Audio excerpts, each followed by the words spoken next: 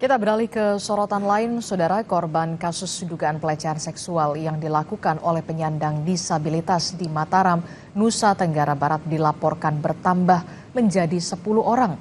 2 diantaranya yang resmi melapor ke Mapolda NTB.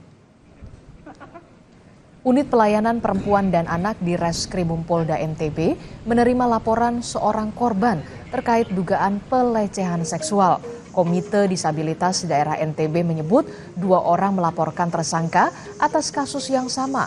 Bahkan Komite Disabilitas Daerah mendapatkan laporan ada 10 orang yang telah didampingi karena menjadi korban tersangka.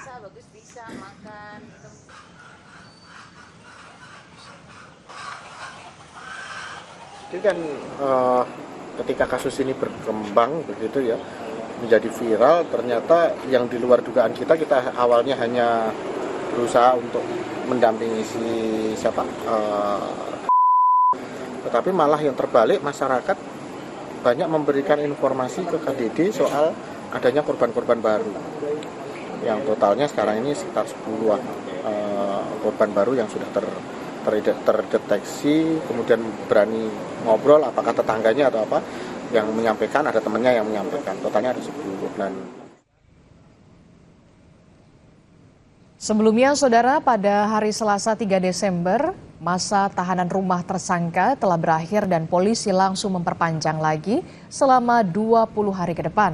Hal ini dilakukan karena bersamaan dengan jumlah korban yang melapor dengan aduan yang sama ke Polda NTB menjadi 2 orang. Berkasnya sudah di tahap pertama. Tahap pertama, iya, P19 ya Pak? Udah pemeriksaan, berarti kan udah diperiksa sebagai tersangka. Dan statusnya Agus sekarang kan tahanan kota.